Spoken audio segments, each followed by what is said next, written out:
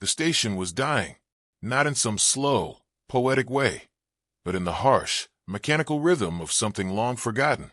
Lights flickered overhead in uneven pulses, casting shadows that stretched and snapped across rusted walls. The air tasted stale, recycled too many times, thick with the scent of metal and neglect. Outpost K-47 sat at the edge of known space, a place ships drifted into when they had nowhere else to go, and rarely left from. Aaron Vale belonged here now. He leaned against a cold steel bulkhead, knees drawn slightly inward, trying to ignore the hollow ache clawing at his stomach. Hunger wasn't new anymore. It had become a quiet companion, sharp at first, then dull, then just there. But today was different. Today he had something. In his hand was a wrapped sandwich, slightly crushed, the paper stained with oil from the filling inside. It wasn't much. Probably scavenged. Definitely old. But it was food. His last food. Aaron stared at it like it might disappear if he blinked. Okay, he muttered under his breath. Half now. Half later. He adjusted his grip, thumbs pressing lightly against the wrapper as if measuring it. But even as he said it, he knew he was lying to himself. There was no later here. Later meant someone stronger took it. Later meant it went bad. Later meant he didn't wake up. His stomach tightened painfully, urging him to just eat. Just do it, he whispered. He started to unwrap it, then stopped. A sound echoed faintly down the corridor. A cough. Not loud, not dramatic. Weak, fragile. The kind of sound that didn't ask for attention, but needed it. Aaron frowned and turned his head. At the far end of the dim corridor, barely visible through the flickering lights, sat a figure, curled in on itself. Still. Too still. For a moment, he hesitated. Not my problem. That was the rule here. The only rule. Survive. He looked back at the sandwich, then again at the figure. Damn it. With a tired sigh, Aaron pushed himself off the wall and began walking. Each step felt heavier than it should have, like something inside him resisted the decision. As he got closer, details emerged. An old alien woman. Her form was thin, too thin, wrapped in layers of worn, gray fabric that hung loosely from her frame.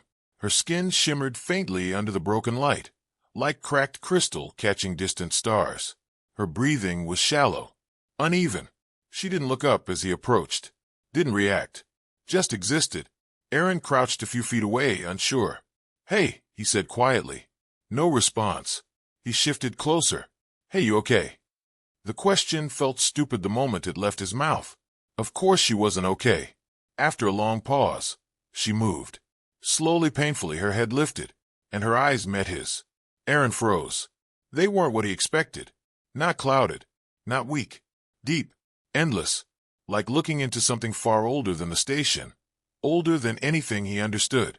For a second, it felt like she was seeing straight through him. Then she coughed again, and the illusion shattered. She was just tired. Food, she whispered, barely audible. Aaron swallowed. His grip tightened around the sandwich. No, he couldn't. This was it. His last chance to eat. His last bit of control. He looked down at it again. Then at her. Then back. His mind raced. If I give this away, I don't eat. If I don't eat. He didn't finish the thought. Instead, he let out a slow breath. This is stupid, he muttered. Before he could change his mind, he extended his hand. Here. The word came out softer than he intended. The old woman didn't move at first. Her gaze shifted from his face to the sandwich, then back to him. Why, she asked. The question caught him off guard. Why, he repeated. He gave a small, tired shrug. I don't know. Because you need it. Her eyes lingered on him, searching, measuring. For nothing in return, she asked. Aaron let out a weak chuckle. If you've got something better, I'll take it. For a moment, there was silence. Then, slowly, she reached out. Her hands trembled as they closed around the sandwich. Careful, almost reverent. Kindness, she murmured. Such a rare thing. Aaron stood up quickly, brushing his hands against his pants like he needed to shake the moment off. Yeah, well, he said, forcing a grin. Don't get used to it. He turned away before she could say anything else, because if he stayed, he might regret it, and regret wouldn't fill his stomach.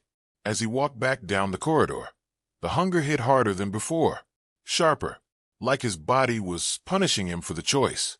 He clenched his jaw and kept moving. "Worth it," he muttered. He didn't know if that was true, but he needed it to be. Behind him, the old woman sat still, the sandwich resting in her hands. But something had changed. The flickering lights above her steadied, just slightly. The air seemed to hum, soft, almost imperceptible. She took a bite and closed her eyes. For a brief moment, the entire station seemed to pause. Then, very faintly, the shadows bent toward her.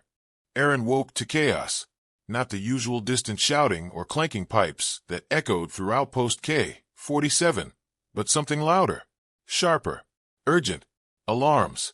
Red lights flashed violently across the cargo bay, painting everything in pulsing crimson. The sound drilled straight into his skull.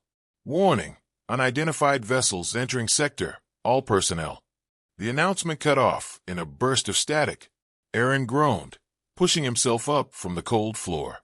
His body felt weak, heavier than before. Hunger gnawed at him with renewed fury, his empty stomach twisting like it was trying to fold in on itself. "Perfect timing," he muttered. He staggered to his feet, grabbing onto a nearby crate for balance. Around him, others were already moving fast. "What's happening?" "Pirates." No pirate fleet is that big." The panic spread like fire. Aaron forced himself forward, following the surge of people toward one of the main viewing corridors. If something big was happening, everyone would be there.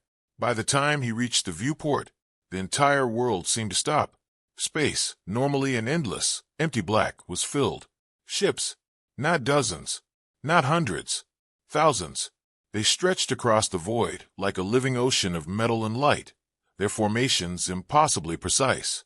Massive constructs hovered among smaller, sleek vessels, all glowing faintly with energy that distorted the stars behind them. Aaron's breath caught. "That's not real," someone whispered beside him. It didn't look real. It looked like something out of a story. Each ship gleamed with a level of technology no one on K-47 had ever seen. Smooth hulls, shifting patterns of light, structures that seemed to bend space itself. This wasn't a fleet. This was a presence, and it was watching them. The station fell into a stunned silence. Then, one ship moved. It was enormous, larger than anything Aaron had ever imagined, an immense construct of silver and obsidian, its surface layered with rotating rings that glowed like halos. Energy pulsed through it in slow, steady waves, like a heartbeat. It didn't rush. It didn't need to. It simply approached, straight toward the station. "Docking request incoming," someone shouted from a nearby console. No, that's not a request," another voice replied, trembling. "They're overriding everything." The station shook lightly as systems flickered in protest. Aaron felt it through his boots, a low vibration humming through the metal beneath him. Then, a beam of light descended from the massive ship. Pure, bright, silent. It connected directly to the central docking platform. No clamps, no physical contact, just connection. And then they came. Figures emerged from the light, tall, armored, perfectly aligned.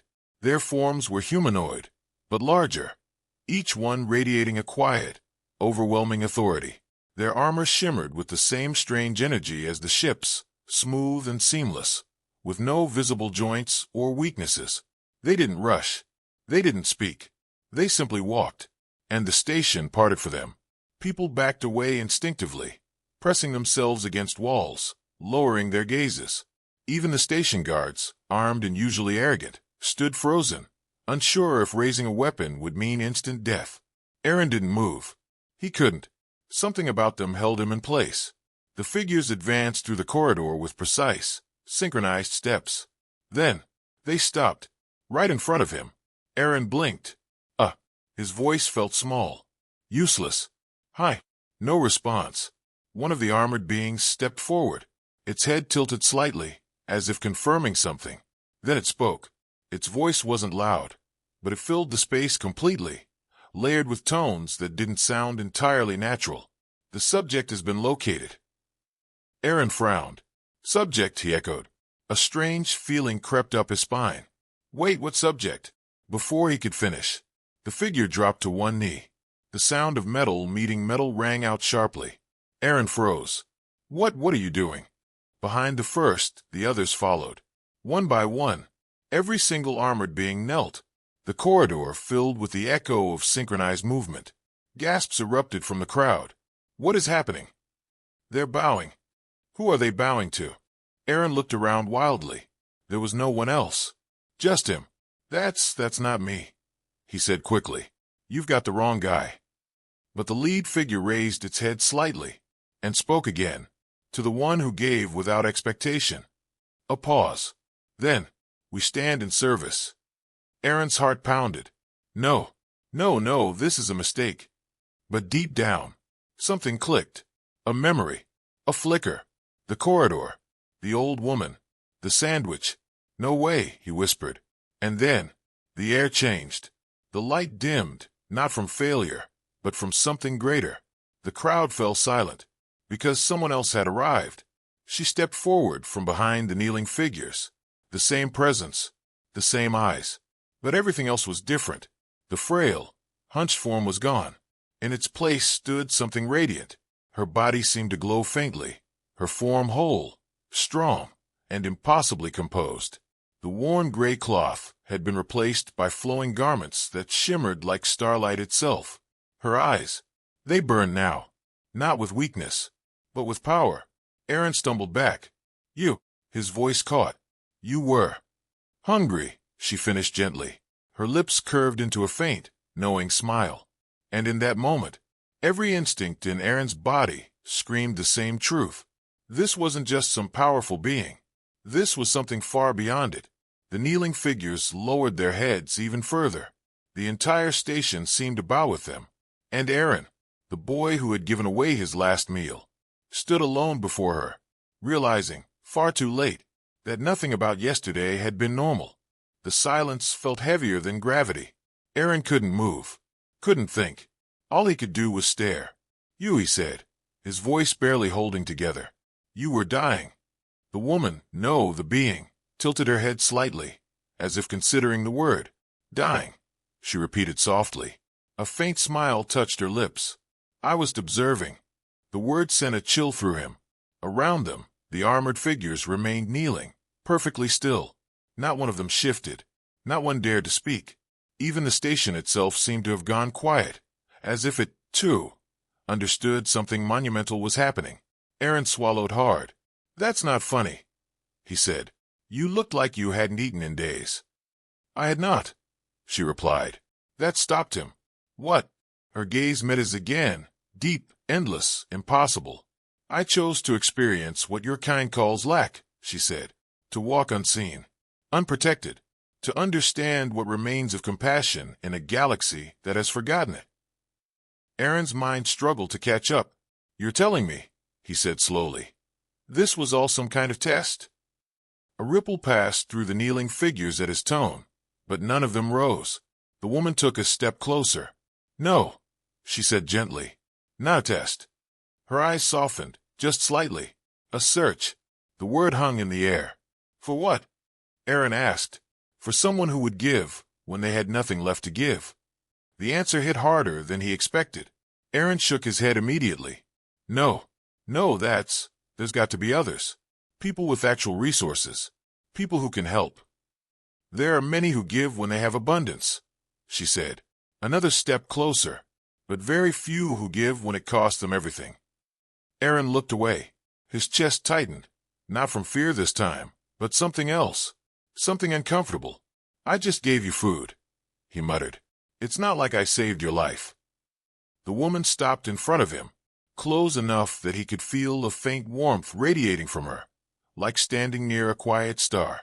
To you, she said softly. It was just food. A pause. To me it was proof. Before he could respond, the armored figure beside them spoke. Its voice echoed through the corridor, deeper this time. All regional fleets are in position, awaiting command. Aaron blinked. Fleets, he repeated. The woman didn't even look at the speaker. Stand by, she said calmly. The being bowed its head again. As you command, Empress. The word slammed into Aaron like a physical force. He stared at her. Empress. The entire corridor reacted. People who had been frozen in fear now dropped fully to their knees. Some lowered their heads all the way to the ground. Whispers spread like wildfire. Empress? No, it can't be. The sovereign. Aaron took a step back. No, that's not possible. But even as he said it, he could feel it. The weight of her presence. The way everything, seemed to orbit around her without effort. You're joking, he said, almost pleading now. You're telling me you're in charge of all this? He gestured wildly toward the viewport behind them, toward the impossible fleet hanging in space. Her answer was simple. Yes. No hesitation. No arrogance. Just fact. Aaron ran a hand through his hair. This is insane. The Empress studied him for a moment. Then slowly, she lowered herself. Not to her knees like the others, but lower, until she was looking up at him. The movement sent a shockwave through the room. Gasps. Disbelief. One of the armored figures shifted slightly, just slightly, like it wanted to protest, but didn't dare. Aaron Vale, she said softly. Hearing his name made his stomach drop. How do you? You gave without asking who I was, she continued, without calculating what you might gain. Her gaze didn't waver. That is a power greater than any fleet. Aaron let out a breath he didn't realize he'd been holding. I wasn't thinking about power, he said. I just couldn't walk away. Exactly. She stood again, and turned slightly. Witness, she said. The word carried. Through the corridor. Through the station. Through something deeper. And then, it spread. Screens across the station flickered to life. Then more. Then more. Until every visible display lit up. Aaron turned. His eyes widened. The same scene, this corridor, this moment, was being broadcast. Not just on the station, but beyond it. Far beyond. Different worlds appeared on different screens. Cities. Alien landscapes. Massive civilizations. All watching. All silent. All of them. Aaron whispered. Yes, the Empress said.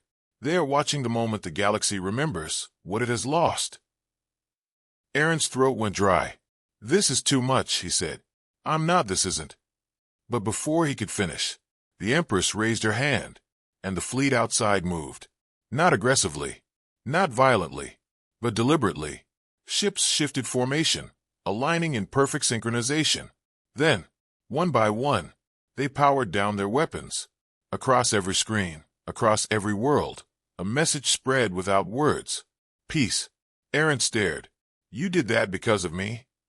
She looked at him. No, she said. Because of what you represent. The weight of it pressed down on him. Hard. Unavoidable. And what is that? He asked quietly. Her answer came without hesitation. Hope. The word echoed. Not just in the corridor, but in something deeper. Something vast. Aaron stood there, surrounded by kneeling warriors, watching worlds, and a fleet that could erase civilizations, and felt smaller than ever. I think you've got the wrong person, he said. The Empress smiled. And for the first time, there was something almost human in it. No, she said gently. I have found the only one who did not think so. The galaxy was still watching. Aaron could feel it. Not physically, but somewhere deeper, like a pressure behind his eyes. A quiet awareness that countless lives, entire worlds, were focused on this single moment. And all of it was centered on him. I don't want this. The words came out sharper than he intended. They echoed slightly in the corridor, cutting through the silence. The Empress didn't react immediately. She simply watched him. I'm serious, Aaron added, shaking his head. I'm not a leader. I'm not special. I'm just a guy who was hungry and made a dumb decision. A few of the kneeling figures shifted again at his tone, but the Empress raised a hand slightly. They stilled. You believe kindness is a mistake? She asked. Aaron hesitated. No, he said, but it doesn't make me fit to run all this. He gestured toward the screens, the fleets, the worlds, the impossible scale of everything she commanded. I don't even know how any of this works. The Empress turned slightly, her gaze drifting to the displays, to the galaxies that bent under her will. That, she said softly, can be taught. Then she looked back at him. What cannot be taught is what you already possess. Aaron frowned. And what's that? She stepped closer. restraint. The words settled heavily between them. Every ruler begins with a choice, she continued, to take or to give. Her voice lowered slightly. Most choose to take. Aaron crossed his arms. And you think I won't? I know you won't, she said. The certainty in her tone made him uncomfortable. You don't know me, he said. I know enough. Silence stretched between them. Behind Aaron, someone shifted nervously. Somewhere else, a quiet sob broke the stillness, one of the station's inhabitants overwhelmed by what they were witnessing. Aaron glanced around. The people here. They look different now. Not just scared. Hopeful. That made it worse. They think I can fix things, he muttered. Yes, the Empress said. And you're just going to hand all of this to me? He asked. Just like that. She studied him for a moment. Then slowly, she shook her head. No. Aaron blinked. No, this is not a gift, she said. It is a burden. Her tone shifted, not harsh, but honest. You will fail. You will make choices that cost lives. You will carry consequences that no one else can understand. The words hit hard. Then why me? He demanded. Because you will care when you do. That stopped him. The Empress continued. A ruler who feels nothing is a disaster waiting to happen. A ruler who feels everything suffers. A faint pause. But they do not become monsters. Aaron looked down at his hands. They were still trembling. I don't know if I can handle that. You cannot, she said simply. He looked up, startled. What? No one can, she clarified. Not alone. She turned slightly, gesturing toward the kneeling figures. They will guide you. Then toward the screens. They will support you. Then back to him. And I will remain until you no longer need me. That surprised him. You're not leaving? Not yet.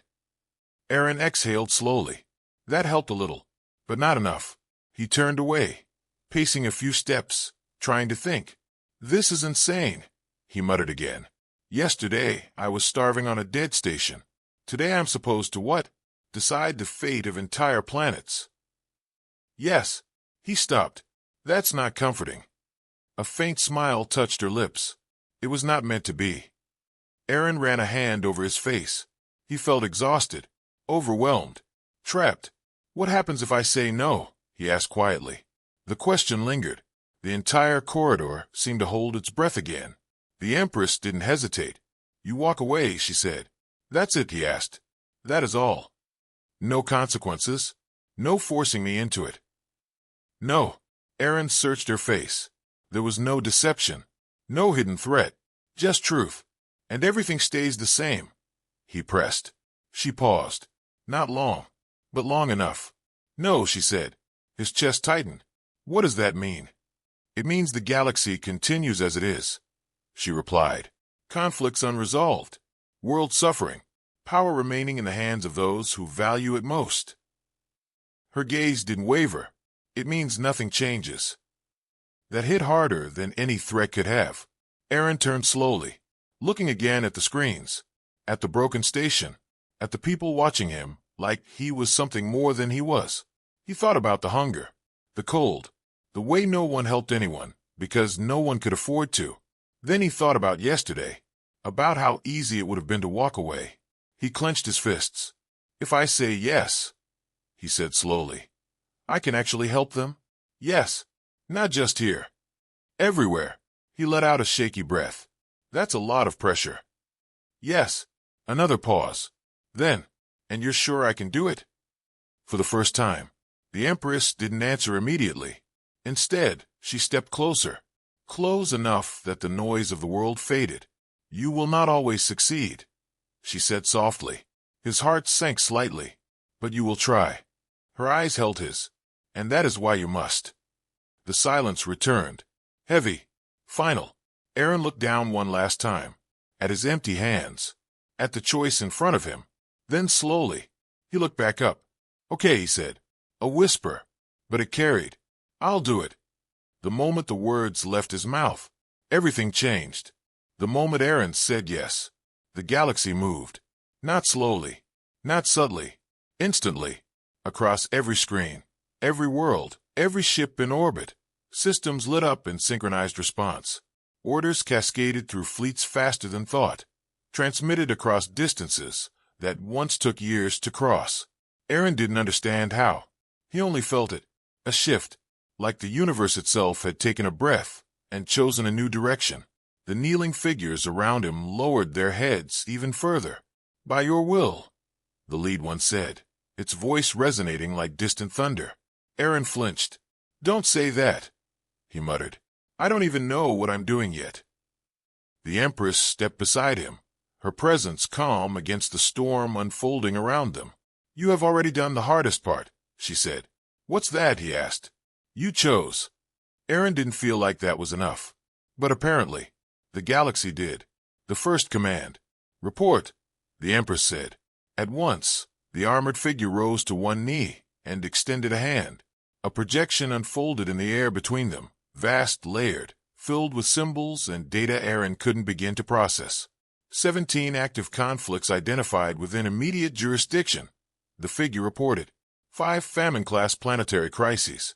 12 systems under authoritarian blockade. Awaiting directive. Aaron stared at the projection. 17 wars. 5 starving worlds. All waiting. All depending on him. His chest tightened. "This is insane," he whispered. Then he looked at the Empress. "What would you do?" She didn't answer. Instead, she said, "What would you do?" Aaron hesitated. His instinct screamed at him to step back, to let someone else handle it. But there was no one else. Not anymore. He looked at the data again. Then, slowly, he pointed. "Start with the starving worlds," he said. His voice was shaky, but it didn't break. "Send whatever they need.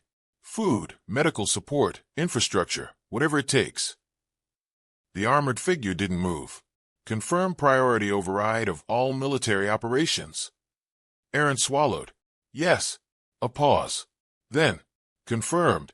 Across the galaxy, warships turned, not toward enemies, but toward the dying. A different kind of power. Aaron watched the projection shift. Supply routes formed. Fleets reallocated. Battles paused mid-engagement as commanders received new orders. He could see it happening. Not just data, but real change. "Is this actually working?" he asked quietly. "Yes," the Empress said. Her voice carried something different now. Not authority. Approval. "You are witnessing the effect of a single decision made without greed." Aaron let out a breath. "I just didn't want people to go hungry." "And yet," she said, "you have done more than many rulers accomplish in lifetimes." He shook his head.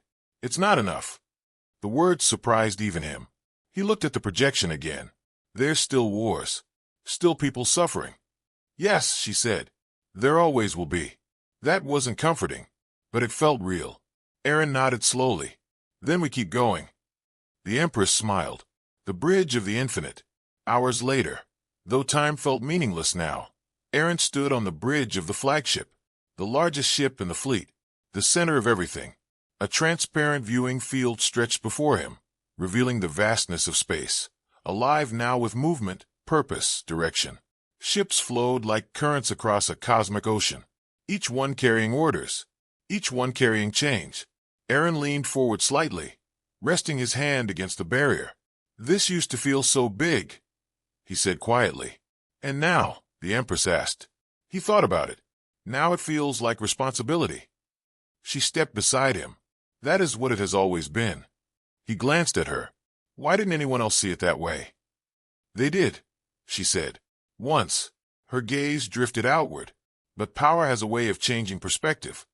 Aaron nodded. He could understand that. He could already feel it trying to change him. The weight, the influence, the control. It would be easy to forget what it felt like to have nothing, to be hungry, to be ignored. He clenched his hand slightly. "I don't want to become like that." The Empress looked at him. "Then don't." He let out a small, humorless laugh. "Yeah, simple." "It is not simple," she corrected gently, "but it is a choice." That word again. Choice. It all came back to that. The truth behind the throne. Aaron turned to her. "Can I ask you something?" "You may." "Why did the galaxy bow?" he asked. "Really?" She studied him for a long moment. Then she said, "They did not bow to you because of power." He frowned. "Then why?" Because they saw what you did when you had none. The words settled deep. Aaron looked away. It was just a sandwich. No, she said softly. It was everything. He didn't argue this time, because now he understood. A new beginning. Far below them, across countless worlds, something was changing. Not perfectly, not instantly, but undeniably. Hope was spreading, not because of fear, not because of force, but because of one simple act. Aaron straightened slightly, looking out at the stars. I'm going to mess this up at some point, he said. Yes, the Empress replied. He glanced at her. You don't sugarcoat anything, do you? No. A small smile tugged at his lips. Good. He looked forward again. But I'll keep trying. The Empress nodded. And that, she said, is why the galaxy chose you. Aaron stood there, no longer just a starving boy on a dying station, but not a king either. Not really. Just someone who made a choice, and would keep making it. Again, and again, and again, and somewhere, across the endless stars, the galaxy did not bow out of fear. It bowed, out of respect.